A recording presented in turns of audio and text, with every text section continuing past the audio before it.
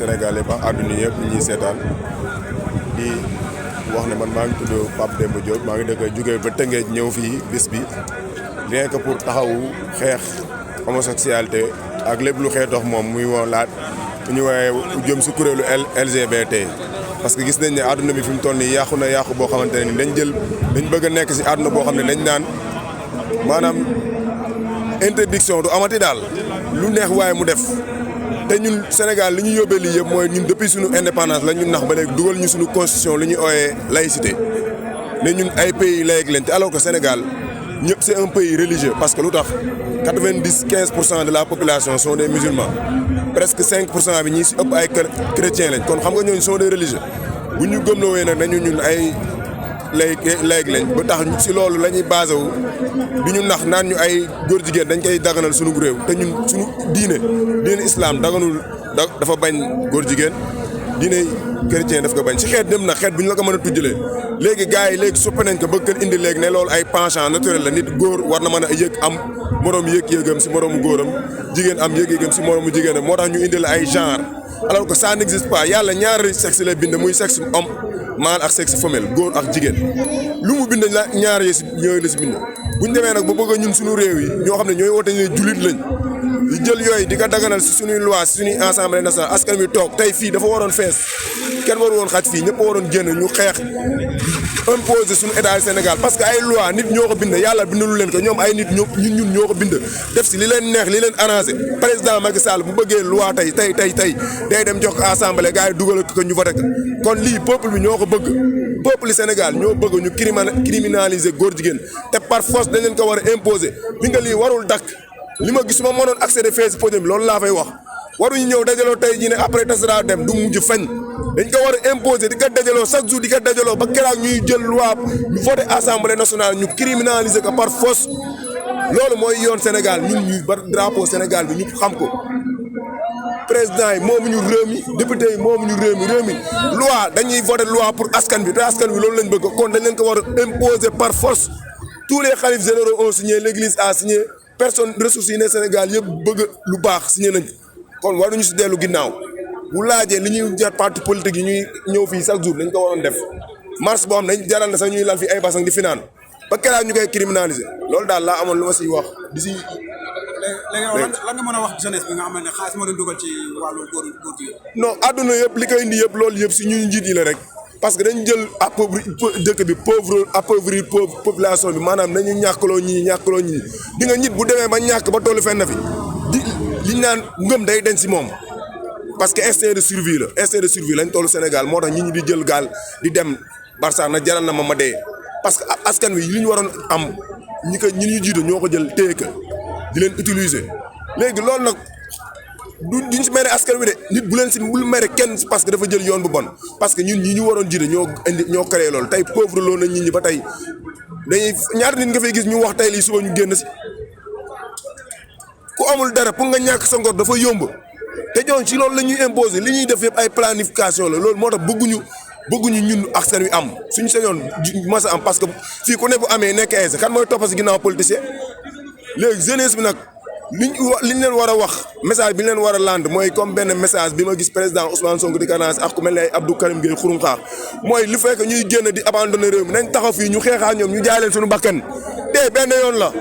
li ñuy xeex di dem fi dee si géej gi nañ kan xeex dee ko fii ñu voté ñu suñuy loi ñun ñu jël suñu réew moomal ko suñu bopp impose suñu réew li ñu bëgg waaw loolu bismillah inna waliyallah xaadim rasulullah auzu billahi mina seytaan rajim astaghfirullah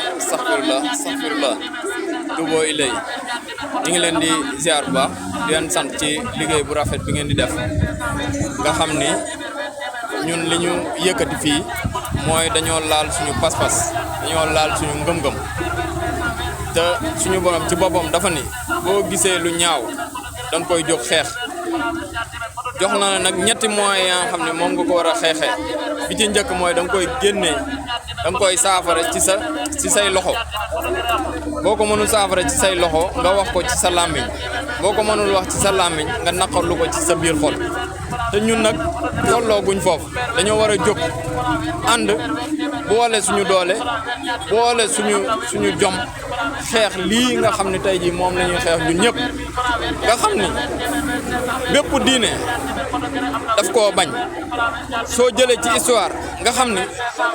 ña ko njëkk a tàmbali ci yonante yàlla Lóot yàlla daf leen alak daf leen mbugal te bu ñu seetaanee tey jii lii law yàlla suñu borom buy mbugal du xool ña koy def rek mu mbugal leen waaye mbugal gi day yaatu ci ñëpp ci lay dal léegi nag ñun suñu pas-pas bii nga xam ni moom la ñu laal ci xeex lu bon lii nga xam ni tey jii yàlla mbugal na ci aw askan lëmm kon dafa war a nekk xeexu ñëpp nga xam ni yamul ci jullit yi rek waaye chrétien yeeg ñëpp ci lañ bokk ndaxte ñëpp ña nga xam ne tey jii yàlla wàccee na livre ci ñoom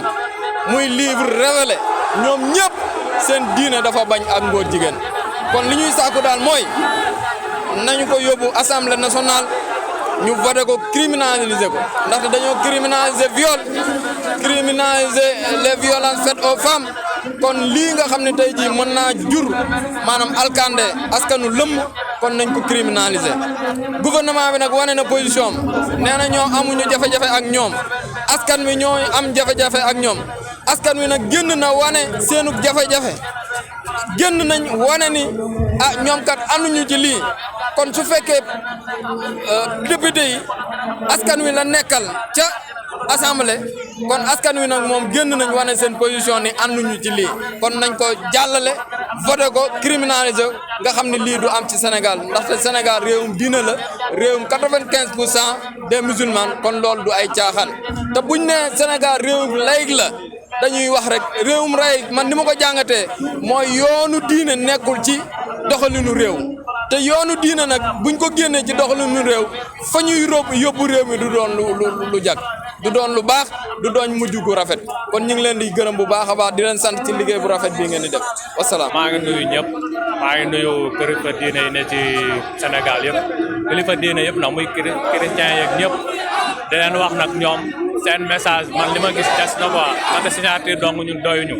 dañoo war a jox ne ñu képp ku leen wóolu yaakaar leen nañu génn jour comme bis bi tey comme ñëpp génn taalibe yëpp génn ne bugguñu ko ndaxte population xajul ci gouvernement comprendre réew mi sunu réew na luñ neex moo fi dox lu ñu neexul du fi dox